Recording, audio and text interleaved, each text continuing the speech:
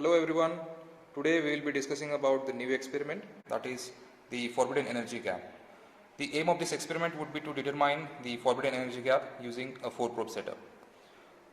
The setup is given here. As you can see, the constant current source, which is indicating the readings in the milliamperes, and when you move this knob towards the voltage, it will show the readings in the millivolts. Here there is a oven to change the temperature of the semiconductor and a thermometer to measure the temperature change. Let us take this out carefully. You can see over here the 4-probe setup. Within the 4-probe setup, you can observe over here the germanium sample.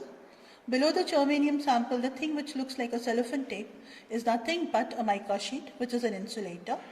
You can see the 4 sharp probes, after which the apparatus is called 4-probe setup. Through the outer 2 probes, we pass the current, and through the inner 2 probes, we measure the voltage. To understand the theory, let us define the valence band. Valence band is the highest filled energy band. On the other hand, the conduction band is the lowest empty energy band. As we increase the temperature, the electrons will jump from valence band to the conduction band, so that the conduction band will get populated. So if we can determine the number of electrons which are present in the conduction band as a function of temperature, we will be able to determine the forbidden energy gap for our sample, which is germanium. This is the observation table of this experiment.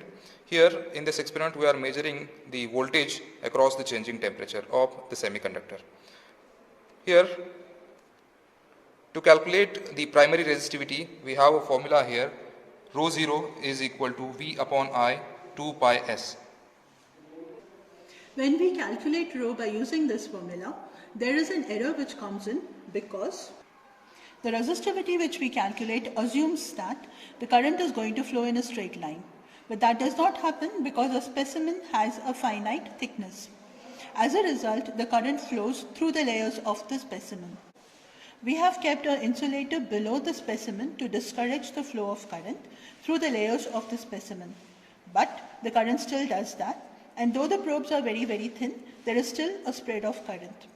As a result, the resistivity which we are calculating over here requires a correction factor, which is the G7 correction factor, which depends upon the width of the specimen and the distance between the probes.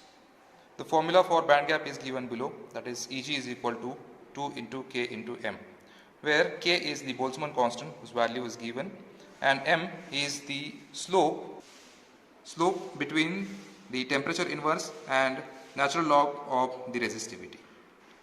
Thus, with the help of this formula, we will be calculating the forbidden energy gap for the given semiconductor.